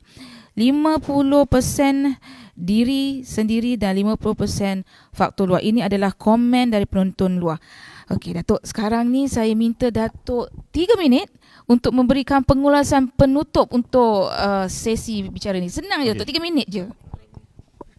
3 minit. Okey, bagi saya akan mungkin repeat apa yang saya cakap tadi, kan. Saya rasa kita sebagai masyarakat Malaysia, sebagai individu, harus ada integriti, harus ada penghormatan kepada semua orang, bukan just hanya wanita. Walaupun saya berbincang dengan lelaki yang usia lebih matang daripada saya atau lebih muda, kita harus menghormati antara satu sama lain. The key structure is kita kena develop antara satu sama lain bersama. Tidak boleh saya cuba individu sahaja. So ini sebabnya saya ambil inisiatif untuk keluar, cuba bercakap atau dapat berbincang dengan sesiapa tentang benda-benda yang positif, kan. Kadang-kadang maaflah, kita harus fokus kepada isu-isu yang negatif untuk melihat contoh, menunjukkan contohnya, kan. Tetapi we have to work together to get things done, you see. it's important macam Puan ada inisiatif begini. Bagi saya satu benda yang bagus sebab mungkin orang yang lain punya inisiatif di wanita is direction lain. Kerjaya wanita is an issue kan. So lelaki pun ada isu. So bila saya datang sini hari ni kita cakap pasal wanita. Sebenarnya lelaki pun ada isu mereka juga. You see, stress on men itu satu benda yang agak tinggi so benda-benda macam ni everybody has their issues in life. Tapi today's topic is a little bit different about wanita. So bagi saya kepada anak-anak muda, pesan saya, hormatilah ibu, keluarga, rakan-rakan, tak kira wanita atau lelaki. Saya rasa treat everybody sebagai equal. Itu yang penting kan. Kita tidak lebih daripada orang di belah kiri atau kanan kami. Kita selalu mengerti kita bersama, kita pergi bersama, kita bekerja bersama, kita usaha bersama. Baru stigma pasal wanita ni akan slowly fade away. Tapi kalau wanita pun kalau dah naik ke tahap-tahap yang sepatutnya, ingat jangan balas dendam, jangan pergi sana cakap okey aku dah naik ni sekarang aku nak balas dendam kat lelaki. Benda ni akan jadi lagi teruk nanti. Sebab lelaki akan ego dia akan retaliate balik benda, then it will never end. Benda ni tidak akan stop. Ya, so kita kena tahu when we are in position, bila kita ada tempat ataupun ketua wanita di rumah ataupun di mana-mana syarikat ataupun di agensi kerajaan, ingat semua sama. Ya, responsibility dan inisiatif itu adalah sama. So bagi saya, pendek kata, saya harap kami semua sebagai rakyat Malaysia akan jadi contoh. Bila kita keluar daripada rumah kita hari ini atau di office, jadilah manusia yang contoh. Hormati. Ataupun satu lagi ya Puan, last saya cakap orang di Malaysia ni susah nak cakap aku sayang kat engkau, I love you kan? Kita ni ada dinding di keliling kita macam aku tak macho cakap. Tapi saya bagi tahu kepada penonton saya cakap ayat tu kepada sahabat baik saya, Aflin dengan Awi. Saya jumpa, saya peluk dia, bro, I really love you man, take care nanti kita jumpa kat show lain, you know what I mean, ataupun nanti kita makan. Saya tak ada masalah nak mengatakan kalau wanita cantik. Saya tak ada masalah cakap wanita, puan nampak cantik ni puan.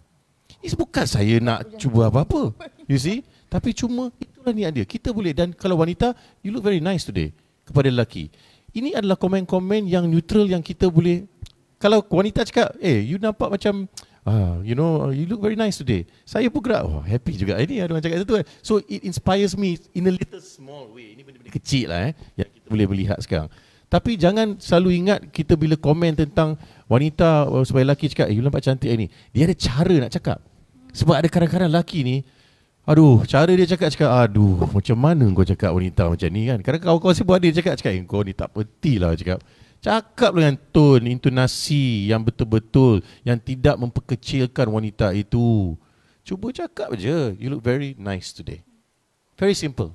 You see, kalau wanita does a good job, you actually did a really good job. I'm so impressed. Appreciate wanita tu. Dan wanita sama sebagai lelaki. Jangan ingat sebab wanita, kenapa wanita dia cakap sebab dia nak tackle aku. Tak adalah, bukan semua nak tackle hang cakap. Ini pendek katanya Datuk, sebenarnya bila kita hendak mengucapkan sesuatu ataupun untuk mengatakan sesuatu kepada rakan wanita ataupun lelaki, ianya kena datang dari hati. Kalau tak datang dari hati ke hati, dia tak sampai, dia akan jadi fake. Saya sebenarnya wanita dalam hidup saya dah kahwin semua, tapi dah lama dah 20-30 tahun kawan saya. Saya boleh cakap saya ni, I love you. Walaupun dia kahwin, tapi cinta tu adalah cinta persahabatan saya selama 30 tahun. Tapi saya tahu suami dia kawan sahabat saya. Kita dah tahu tempatnya macam mana. You see, kita tak boleh cakap benda tu kat semua orang, tak boleh. Tapi you tahu macam sahabat saya Elaine Daly, Datin Elaine Daly. Suami dia sahabat baik saya, tapi saya kenal Elaine Daly sebelum dia kahwin. Suami dia dengan saya best friend hari ni. Anak beliau dua-dua tu saya lah godfather dia orang, kan? Dia dah jadi macam keluarga saya sendiri. Tapi dulu saya ada relationship ni 7 tahun dengan Elaine. You know, sikit lagi nak kahwin dia. Tapi sekarang ni look at us, kita boleh jadi kawan. So friendship tu, bond kita mesti ada kan sebagai kawan, you know. Jangan ingat semua orang nak niat yang negatif saja, you know. Sometimes look at the positive side. Itu saya minta. Terima kasih Datuk penggulungan yang bernas, dan sekarang kita beri pada Puan Fadlina 3 minit daripada sekarang Puan. 3 minit sebab saya pun perlu bergerak ke sesi yang seterusnya. Puan-puan, 3 perkara saya nak ulang sekali lagi. Jangan jadi permissive society, jangan jadi masyarakat yang membenarkan semua perkara-perkara ini berlaku dalam masyarakat, dan bertindak mengikut conscious nurani kita. Yang kedua, puan-puan kena jadi jangan jadi passive bystander, melihat kemungkaran itu berlaku di hadapan mata tetapi tidak bersungguh-sungguh untuk mengubah. Yang ketiga, paling mudah adalah call that out. Datin, kalau nampak senario-senario seperti gangguan seksual, seperti pengiklanan yang ataupun pementasan-pementasan ataupun penonjolan-penonjolan seksual yang berlebihan dalam masyarakat, you have to call that out. Kena call that out tu sekuat mungkin. Tidak boleh lagi berselindung-selindung. Hari ini kumpulan ini telah menunjukkan satu saya ingat platform yang cukup baik bercakap tentang media. Jadi kena menggunakan platform ini untuk terus bercakap. Jadi 3 prinsip, jangan jadi permissive society. Sebab permissive society ini sangat susah sebab kita sedang bertarung dengan deep rooted culture yang ada dalam masyarakat. Dan deep rooted culture ini kena ada perubahan-perubahan naratif yang segera dalam masyarakat, khususnya daripada mereka yang sudah pun kita panggil sebagai cerdas dan juga cakna tentang apakah isu-isu dan rights of the citizens. Yang kedua tadi, jangan jadi passive bystander, dan ketiga, call that out. Wallahualam. Call that out. So kita will be out shortly. Okay, sebelum saya mengakhiri rancangan kita pada hari ini, saya hendak sekali lagi kepada rakan-rakan Facebook dan penonton yang masih menanti bersama kami untuk melihat dan menonton dan melihat wajah dua panelis kita yang ada pada hari ini. Apa yang saya hendak kongsikan pada hari ini adalah pertandingan bedah movie tu. Tolong pergi ke laman Facebook Wanita Inspirasi kita. Di sana ada syarat-syarat pernyataan, ada skop dia, dan masih lagi dibuka. Ada 2 hari lagi. Selepas ni kita boleh tonton movie kerana hari ini adalah hari weekend, hari Sabtu, hari Ahad. Hari Isnin kita boleh hantar. Saya pasti admin Facebook tu akan menantikan semua bedah movie yang akan dituliskan, tidak lebih daripada 200 patah perkataan. Apa yang saya hendak katakan di sini pada perbincangan pada hari ini adalah perubahan wanita menjadi ejen perubahan imej wanita dalam media, terutamanya di media kedua, media sosial, Instagram, Facebook, Twitter dan sebagainya. Dan apa yang saya lihat di sini adalah semuanya bermula dari rumah. Bermula dari rumah, ibu bapa. Kita adalah generasi yang muda yang generasi media sosial. Sudah pastinya kita hendak melihatkan yang lebih baik untuk anak-anak kita supaya mereka tidak tersasar, kerana kita tahu media sosial ni, internet line ni, Google ni, dia batasan dia tidak boleh dicapai oleh sesiapa. Sekiranya ibu bapa tidak membatasinya, benda ni akan tersasar. Dengan keadaan di rumah, ibu bapa sendiri yang akan sebenarnya menyantuni anak, memberi didikan daripada rumah. Makanya di sini kita akan ada develop bersama, dan sudah tentunya hati yang hidup, pendidikan dari rumah. Daripada apabila pendidikan dari rumah, sudah tentunya akan ada rules of law. Jadi maka itu kita akan melahirkan dan mendidik masyarakat yang berintegriti, berwibawa, berprinsip, untuk masyarakat yang lebih penyayang di masa akan datang. Dengan ini saya ingin mengucapkan ribuan terima kasih yang tak terhingga kepada 2 panelis kita. Datuk Hans, terima kasih kerana hadir. Puan Fadlina, terima kasih kerana sudi meluangkan masa bersama kami. Terima kasih juga kepada YB, Puan Dr. Siti Mariah, Pengerusi Jawatan Kuasa Kesihatan, Perpaduan Pembangunan Wanita dan Keluarga Kerajaan Negeri Selangor, Puan Siti Kamaria binti Ahmad Subki, Ketua Pegawai Eksekutif IWB, Puan Anis Afidah Muhammad Azli, Pengarah AKW, Puan Hajah Mastura Haji Muhammad, Pengarah PIPAS. Sudah tentu urus setia AKW yang bersama kami membantu menyelenggarakan pengajian kami selama lebih daripada setahun ni, yang cukup setia dan sabar kepada kami. Kami sangat menghargai jasa-jasa semua urus setia yang ada. Terima kasih kepada pegawai, petugas PIPAS yang membantu kami, tidak serik dengan kami yang berada di sini. Terima kasih banyak-banyak. Terima kasih Daun Keladi, kami mohon belajar lagi. Yang terakhir dan tapi bukanlah yang terakhir, kepada tim Alaika. Terima kasih, kami daripada tim Alaika saya mengucapkan terima kasih kerana tanpa anda semua sudah tentu program ini, kerjasama ini tidak akan berlangsung. Dan terima kasih kepada semua yang terlibat secara langsung atau tidak langsung.